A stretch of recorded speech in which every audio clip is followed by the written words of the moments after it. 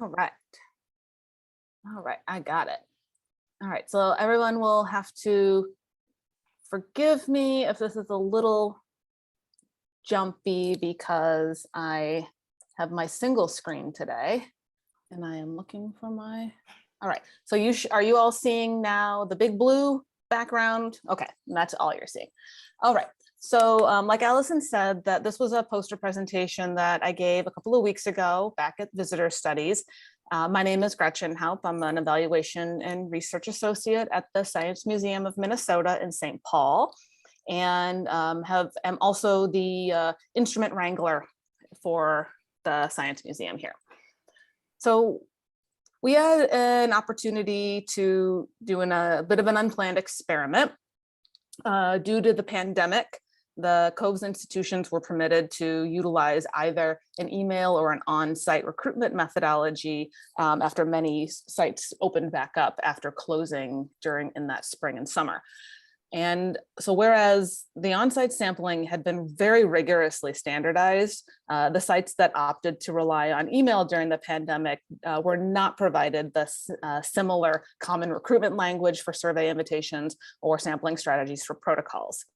And the Science Museum opted to utilize the email survey methodology is when things were still a little unclear about how the virus was transmitted and before the vaccines were available. So we utilized advanced reservations with delivery of e-tickets to visitor emails and their mobile devices. So that was required for visiting, and that ensured that we had an email contact for nearly every visiting group. So we were able to send a survey invite to all emails associated with a ticket order the day following the group's visit. And so we used that sampling strategy for approximately 11 months from August 22nd to July 31st. And then we switched back over to on-site collection starting August the 1st and have been doing that ever since.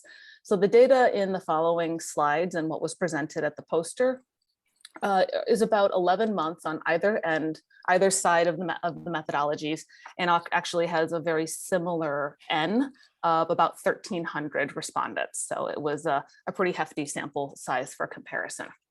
So after we had switched back to the on-site sampling, we had noticed some interesting changes in the email data demographically, and we sort of chalked that up to, oh, it's a pandemic. People are just being different. They're doing different things. But once we resumed on-site sampling, we noticed that maybe it wasn't just the pandemic. Maybe something was going on with the methods. So what we noticed was there were more respondents with a college degree or higher, more respondents who were identified as women, more respondents who identified as having memberships, and there were more groups, including someone with a disability, when we recruited via email. And so this little chunk of bar graphs shows 3 years of data, the dark blue being pre-pandemic on-site collection, the light blue being pandemic staffed collection when we resumed, and the gray bar being the email data collection. So you can sort of see that middle sticking out a little bit, with the two blue bars being somewhat similar before and after.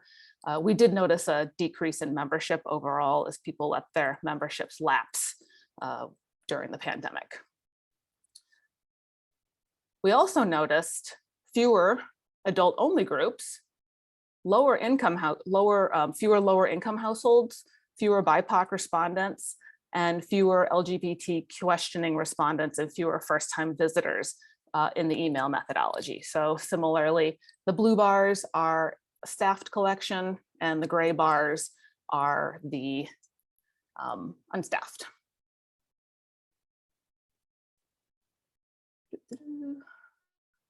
I've covered up my notes with the Zoom window.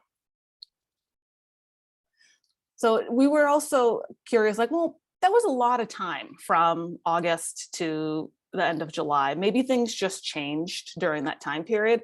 So I also looked at our transition period of the few months before, while we were still collecting email, and then the few months immediately after. And again, we saw the same pattern of more college educated, more women, more members, more people with disabilities, and fewer adult only groups, fewer lower income houses, fewer BIPOC, fewer LGBT and first visits. So to me, this sort of points to it really wasn't just we changed the way we were marketing, we changed the experience we were offering, people were becoming more comfortable, different groups were becoming more comfortable visiting a museum, because this is a really short time period to see such drastic swings in demographics. So it indicated to me that the changes are probably the result of the method versus visitor behavior. So the most likely explanation that we had was that we were oversampling members. Our ticket sales tell us that the email method oversampled members compared to actual visitation. And I haven't been able to get the specific numbers, but when we looked at that transition period, we went from roughly 43% of respondents being members down to 20 within a couple of months period. So I think we probably were about a 50% drop. So it makes sense that we would hear from more members because they are, at least with the SMM, they are very used to communicating with us via email. So when we send a survey invitation via email, they're actually more likely to click on it. And then when we hear from more of that group, we know both from the past and from looking at the COVES aggregate data that members are more likely to visit with children, so not be part of an adult group. They're more likely to have higher income, so more households above 75K, and more education, which is also reflected in the Museum of Science data that Ryan was able to share. And also when I spoke with someone at VSA, they mentioned that it's also possible that members are less likely to be LGBT, given the way that many membership structures privilege households with children and privilege more traditional family makeups. So that was not something I had considered, but something that was brought up by a participant. But membership didn't necessarily explain everything, all the skews that we saw. The on-site sample always included more BIPOC individuals, and emails always included more women respondents. And they also included someone with a disability. So these patterns also appear in data shared by the Museum of Science. And this graph is put together a little bit different than the previous one, but it's to sort of highlight that the two darker bars are member responses and the two lighter bars are non-members. So it's sort of comparing on email, the methodology is the darker bars. So you can see that it didn't matter if you were a member or a non-member. If we emailed you, there were fewer BIPOC respondents. If we recruited on site, there were overall more BIPOC respondents. And there were some other possible factors that could play into what we saw in the demographics. So women's email addresses may have been more frequently associated with memberships and advanced ticket purchases based on who tends to arrange household activities. There's a lot of data in terms of who kind of carries that household management role and that emotional labor of what groups do. I haven't really dug into as much what the implications of hearing from more women are, but there's a lot of other sort of social desirability things that go along with the way women might respond to a survey. It's also possible that groups that include someone with a disability or visiting with children may find it easier to complete surveys at home. And I had another very fascinating conversation at VSA with an evaluator who works in a children's museum about the response rates and demographics between email and on-site staffing. She had noticed that during their exit, when they do their exit survey, I don't believe it's COVES, that on-site they were only able to get about 200 responses in a quarter, but they get over 600 in a quarter when they email, because every group who comes through has young children and they are very unlikely to want to complete a survey on site. And I asked if they heard from more members online. They said, actually, no, they hear from more non-members when they recruit via email. And finally, income and education and racial identity also likely intersect and may contribute to access to time and resources needed to respond to surveys once a visitor has left the building. So some of those aspects maybe make it easier or harder to hear from people. So oversampling members, we know, can skew aggregate experience ratings as our biggest fans. They're our biggest fans, and members tend to give higher ratings regardless of method, but this can be mitigated by disaggregating by membership status. Non-members appear less likely to respond to an email survey, and it's unclear if they are motivated by grievances.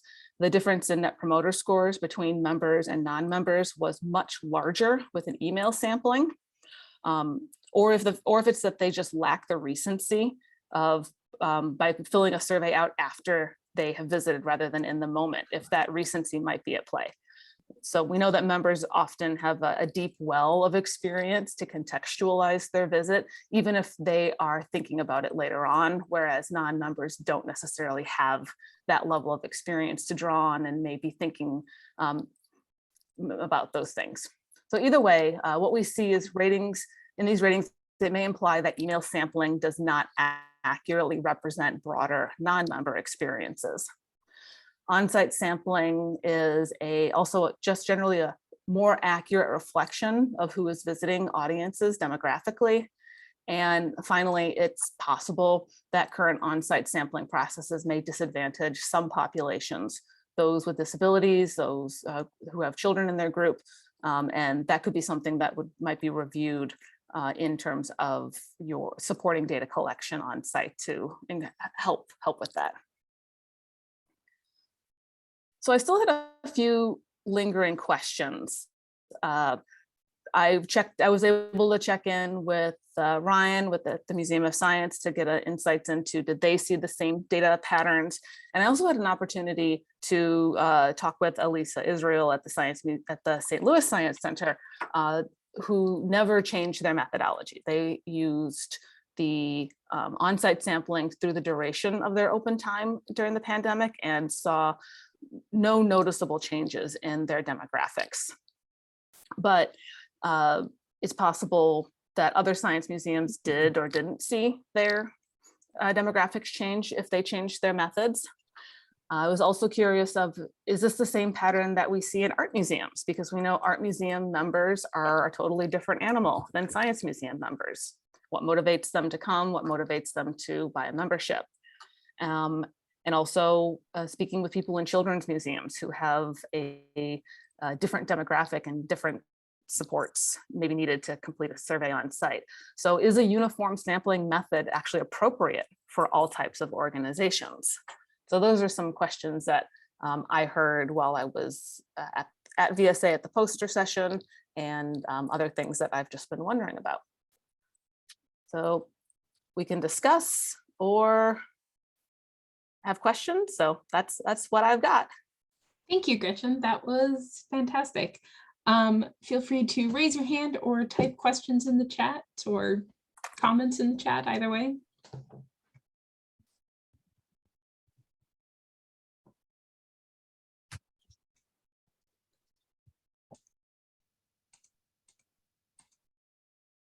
Someone was a lot higher across the board. I was really interested in that as well.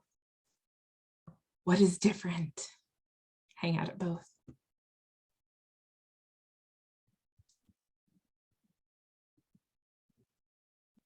Megan, go ahead. Morning, hi. Thank you for presenting this. It was super interesting to see and to hear about.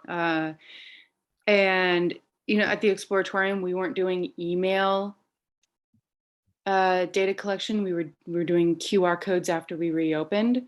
But we've been seeing some, you know, interesting response rate differences with, you know, how many people actually fill out the QR codes. And I apologize if I missed this from your presentation just now, but what was the response rate for like number of emails sent out versus how many people responded?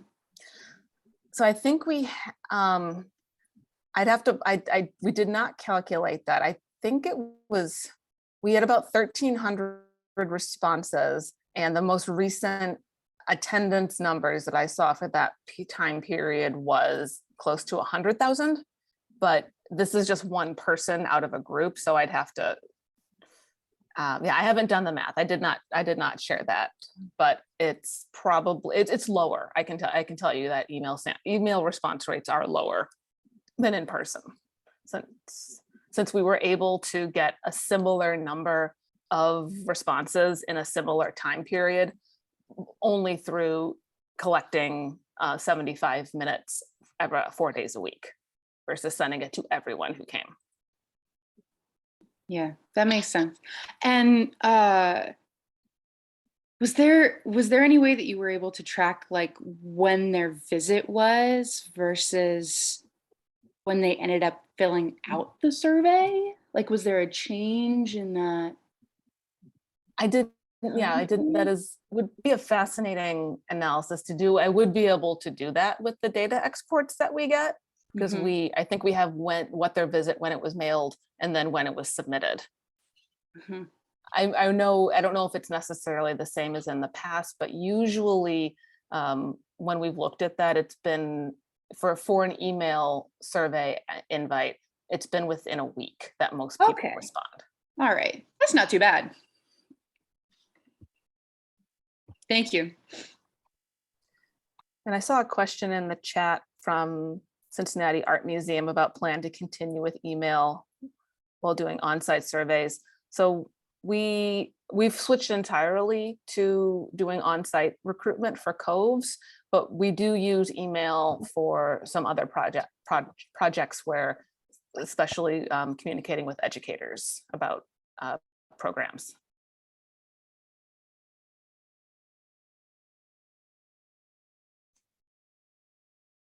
Ryan brought up an interesting question of if this has implications, which I think is a question for you and everyone else in the group, if this has implications for different sized organizations who might have different relationships with their membership.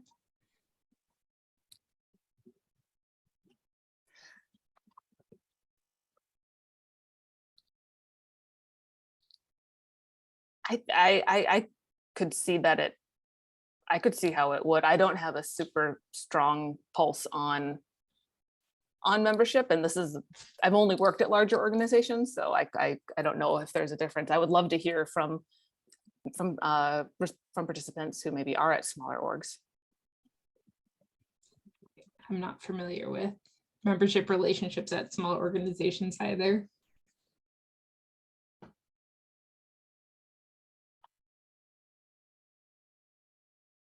Anyone from a smaller or a medium-sized organization that might have some insight or thoughts about how that might play out at your institution? Hi, this is Rebecca. I'm at the Mayborn Museum in Waco, Texas, and we are a smaller institution.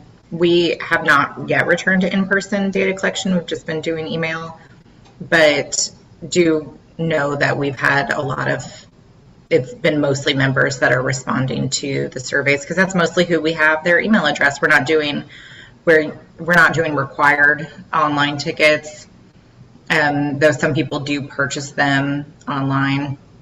And something that we have to do whenever we send out email surveys, because we do have members that come very, very frequently. So we have to make sure that we're not sending them the same survey within a certain window. So when we're sending out the emails, we pull that information. Can I say that's consistent with us at the Bell Museum, that we haven't returned to in-person either. And again, it's an added step. If people do walk up tickets, like getting that email, like that significantly increases the time. And so frequently the surveys are going out to people for whom we already have email addresses, or if they had purchased in advance. And so we recognize we too are oversampling members on that front. Hi, Gretchen, this is Rachel at Mia. Thank you so much for presenting this. Super interesting, and hearing more about, hearing and then seeing in the chat, like, yes, we also were getting more members. I'm curious about just, were more members also attending our institutions during the pandemic because it was a logical time that we would attract members and people already affiliated with our institution rather than first-time visitors, or less affiliated. And Gretchen, you mentioned this a little bit with first-time visitors, but I'm curious, we're not able to do that kind of analysis. We're a free institution, so we can't see ticket types. But, at a place like SMM or some of these other institutions, is it that, okay, it feels like you're oversampling members, but actually more members were just attending, and it's not necessarily a matter of oversampling, or is that not quite what the picture is? Yeah, our ticket data does differentiate between, because we do have paid admission. So one of the pieces of being a member is you get admission in Omni for free, or as part of your membership, no matter how much you visit. So, but they still had to reserve a time slot to come in when we were doing online ticketing. And so we were able to see the ticket type of member versus general admission. And so we were able to know that, yes, there were more members coming, or rather there were more members responding proportionally than were of the visiting population. So that was the case in our, and I haven't gotten the specific breakdowns yet, but I know that was something that was recognized early on when we were emailing, and was an impetus to push to move to on-site sampling again.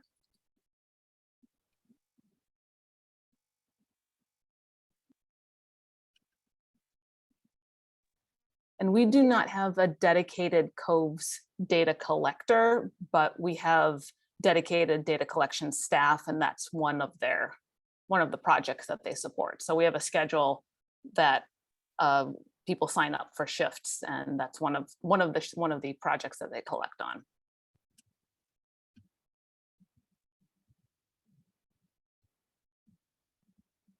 That's pretty similar to what we do at MOS too. It's a small piece of their overall job. It's something that they do regularly.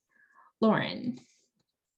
Go ahead. Yeah, so I'm going to kind of shift a question here, but I've been having a lot of fun trying to explain the differences in terms of what types of ratings we might get between the in-person sampling version versus our email survey.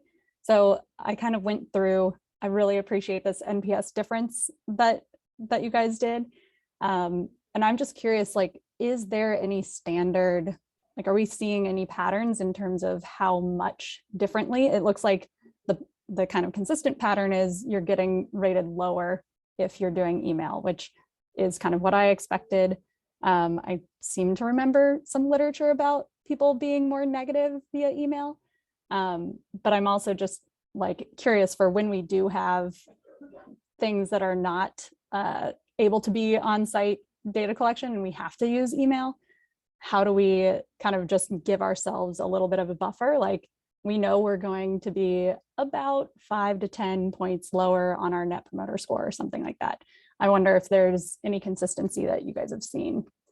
And I will lower my hand. So before the Science Museum of Minnesota shifted fully over into only collecting with the COVES instrument, we were running dual audio exit studies, and we did a recruiting on site to collect an email address to send a survey afterwards. And so we had data from the same time period from 2 different populations. And it was, again, this was like in 2016, but it was about 20 points lower via email. And so that's anecdotal for us. But yeah, I think even, yeah, just messaging, knowing that like it could be lower. And something else that I didn't put it up on here because I didn't have a lot of space on the poster, but while the differences in overall experience rating did show some significant difference, when you look at it head on and you're comparing that outstanding category, the changes aren't as dramatic. And I think it's just sort of, it has something to do with the way that Net Promoter Score can be calculated. It can fluctuate a little bit more, or the question that's being asked. But the overall experience ratings and those 0 to 10 ratings about, I think, about the cleanliness of the bathrooms, the educational experience, the value, those actually didn't change that much. It was really those sort of big overall ratings that people think about a little differently in the moment versus later on.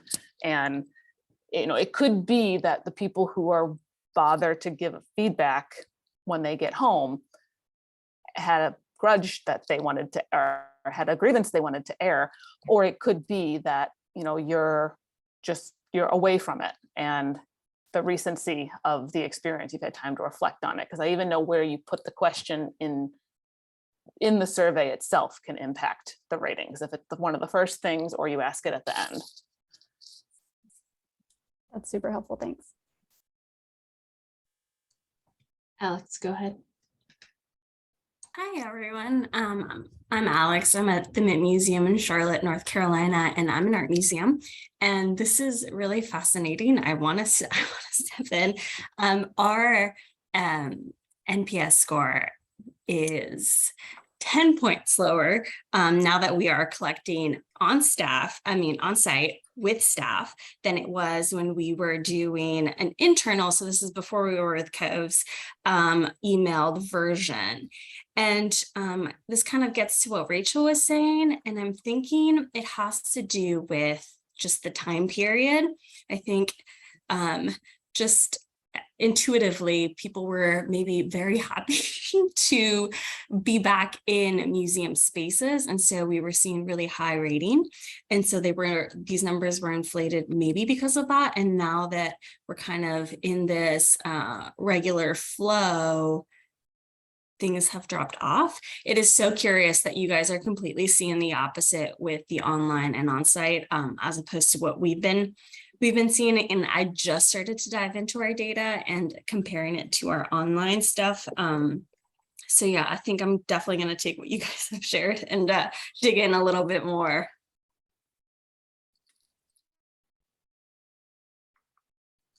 Makes me wonder if there's other differences with what people expect from art museums versus science museums and how that plays into how they rate that, respond to that question.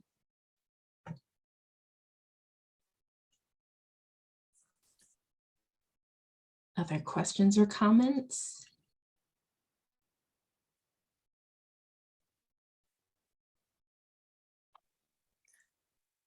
Yeah, the thing that really stood out to me, though, was having a conversation with someone at a children's museum where, like, I know, like, when I was thinking about, like, oh, how do we better support multi-generational groups in the lobby? Like, what does that look like? Is there maybe some sort of implicit bias in data collectors where they hesitate just long enough when they see an adult with a really young child melting down on their way out that they just don't even bother to approach them? Is there a way to be more cognizant of that? Or in terms of, if you have someone with a disability in your group, what does that mean when you approach them? Like, do you need to have a chair if somebody is using a cane or has a mobility, or if they are blind or visually impaired, do they decline more frequently because they don't have their equipment in the lobby to answer the questions? So, but if you have a population that is all hey Emily, I might need some help if I let go. If it's all groups with children, is on-site sampling actually the best bet? Like, where do you make that trade-off? I want to comment on the accessibility piece as we transitioned back to in-person, and we had the QR code because we thought people would be really concerned about touching things and germs, and no one cared in Boston. They were fine with touching things and it wasn't an issue. But we started thinking about using the QR code as an accessibility piece and pointing out to our data collectors that someone might have adaptive technologies on their phone that they're more comfortable with, and using that as something that they could offer as a way to make that a little bit easier rather than fumbling with a new device that they're not familiar with.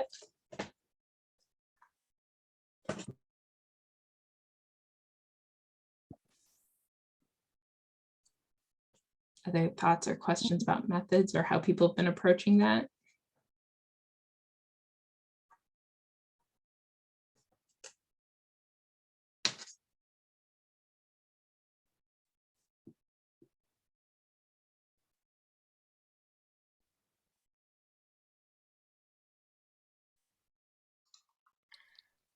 So probably faster than typing this. I guess I'm curious about the implications of this, because we've been, we could talk about when we want to or need to use email surveys as opposed to in-person sampling all day long. But really, it's kind of how we make inferences from the data, right? That's what we always talk about. The data are just a tool from which we are making decisions or inferring about our audiences. And especially Gretchen's really helpful breakdown of members and non-members leads to bigger questions about how we're all using the data. The Net Promoter Score is just one example, but it's a big one because we see that number first and foremost on the dashboard, and we probably promote it. And thinking about just member, non-member differences begs this bigger question of how are we interpreting this kind of regardless of the method?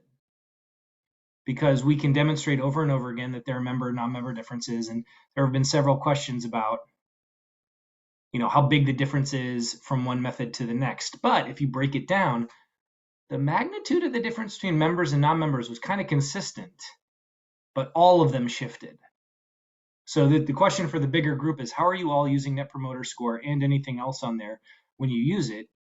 Looking at members and non-members separately, always looking at your whole audience, doing other types of breakdowns, groups with kids only or adult only groups, things like that. So I'm just curious for the broader group, when you look at these data and you have questions about the methods in the back of your mind, what are you telling your museum?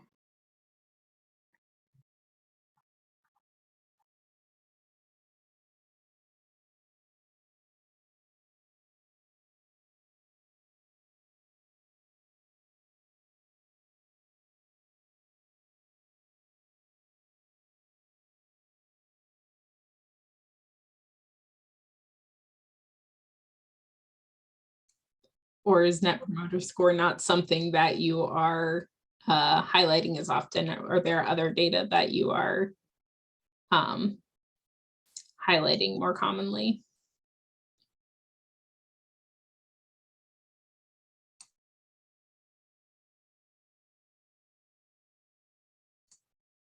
Lauren, would you be willing to talk more about that comment of using the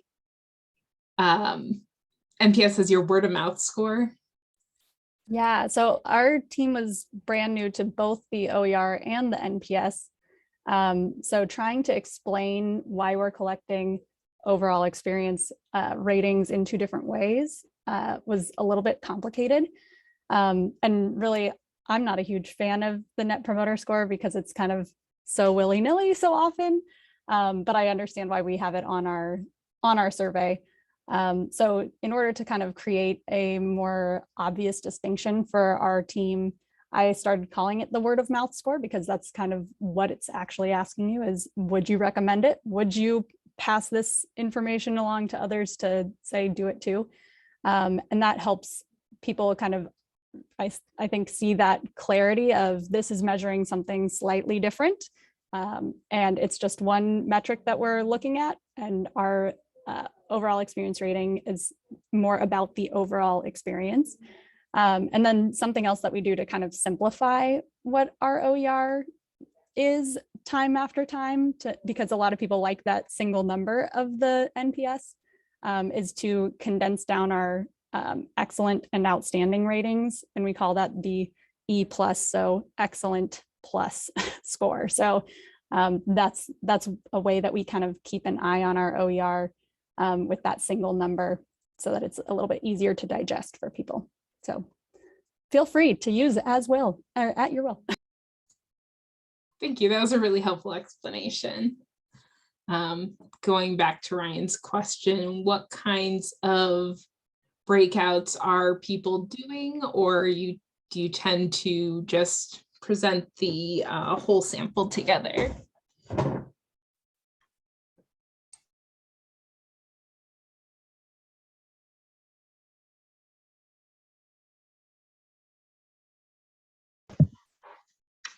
I can speak real briefly to that. This is Beth from the Natural History Museum in LA.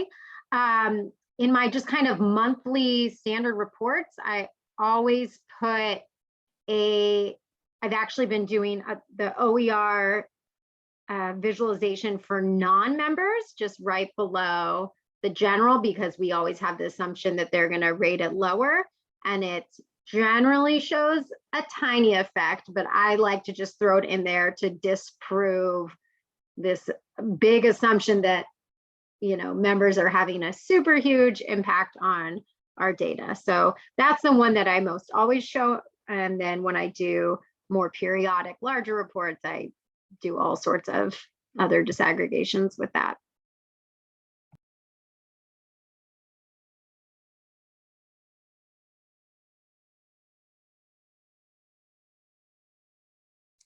Catching up with the chat, it looks like Crystal Bridges generally does it together because their member group is pretty small. Beth just shared nice size when using the whole sample, just as they are interested in seeing how visitors as a whole are reacting after reopening. Does anyone go through those open-ended comments with the NPS and OER? Have you looked at those closely? I'm curious because I know I haven't. I don't know if someone else on our team has, if that explains any of those mismatch in ratings. Yeah, I deliver a selection of those comments, both promoters and detractors, and from OER to our leadership team on a weekly basis. So I look at them a lot. And sort of separate, we use them a lot in the pandemic to make kind of really on the ground changes about things that weren't working or responses that we were seeing from visitors. But most often, and I have this conversation with our leadership team and with other staff frequently, that big distinctions we see there are, again, thinking about the sort of differences between OER and NPS as a word of mouth versus sort of tell me about your experience today. So often in OER, we're seeing things like people greeted me when I came in, parking was easy, I liked sitting at the cafe, and NPS is where, and I'm speaking really broadly here, but I do have the coded data too. NPS is where we see like, what an amazing free museum to have as a resource in our community. What a great collection of art that, you know, anyone could find something in. So again, sort of pulling apart that distinction between like, what was your experience today while you were on site? And often it has very little to do with the actual content that we're offering. I don't want to say very little, but very rarely people are like, I love Gallery 237. They're talking about the amenities that we offer, the way that the interactions they have with staff, things like that. And then our NPS comments are less lengthy now that we're not doing email, that we're back to in-person data collection, but tend to talk about sort of MIA's role as an institution in an arts ecosystem locally, or the fact that we're free, the fact that we're encyclopedic, like those broader strokes things. That's obviously not always true. There are exceptions to those, but as I code them and like share them on a weekly basis, they tend to fall into those different camps. It's really interesting and different way to think about how you might present NPS versus OER. Think about what those two numbers are telling you.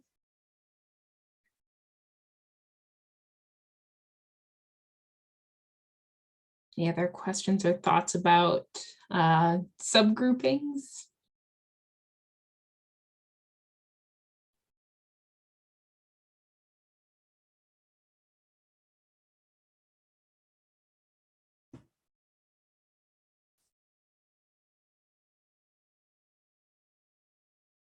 Well, we have a few minutes left. Can open the floor to any other questions or discussions we want to have. Otherwise, we can wrap up a little bit early.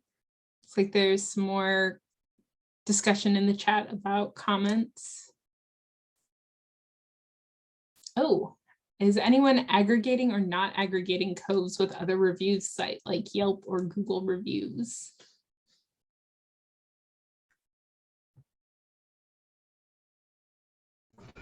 We do look at COVES as, since we aren't doing the in-person data collection, we really dive into what comments we are receiving through COVES. And so we add those to an overall visitor feedback, like Excel sheet, and kind of look at in comparison what we're getting on TripAdvisor versus COVES. Anything you're noticing in similarities or differences there? I haven't really dove into that. It seems like the open-ended comments are, pretty similar. I mean, I do think though with TripAdvisor, you're more likely to give maybe a negative review. It's either like a really glowing review or, I had a terrible time. But I haven't really looked into the specific types of comments we receive. We should do that. Ryan can correct me if I'm wrong, but I believe that's part of the reason why we set COVES up to be systematic random sampling, was to avoid some of that comment card bias of like amazing or terrible reviews.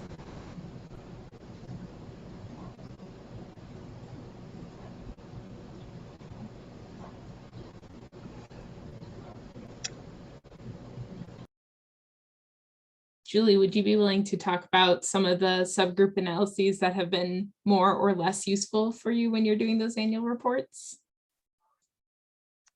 I just threw that in the chat because actually I don't feel like my head is in that game at that moment. I do a yearly report in January, so we're about as far away from it as we've been all year. But yeah, those are just some of the areas in which like we have a longer term questions internally, because we do have a fairly large population of tourists, and so wanting to look at that very local experience versus those who are coming from far away, like people who are traveling to Bentonville, Arkansas, usually are white, older, and wealthy and have the means to travel.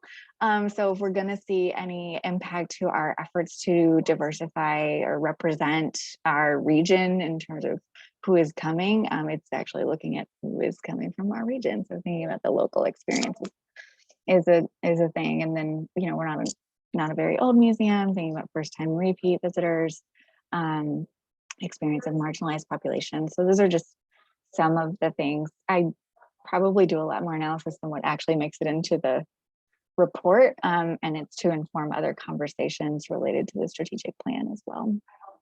So it doesn't always make a graph, but does talk about like the impact of where we are at the moment. Thank you for elaborating on that. Mm-hmm. Really helpful to think about.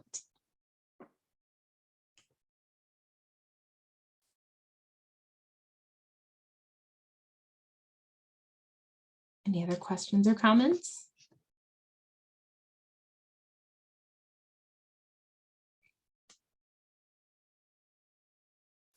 And if we have nothing else to discuss, we can wrap up a few minutes early so we're not always rushing from meeting to meeting. Gretchen, thank you so much for sharing. That was really insightful and interesting. I appreciate it. And as a reminder, we have smushed together our July and August into this July-August meeting, and our next webinar will be September 20th. Thank you all for joining. I hope you have a great day.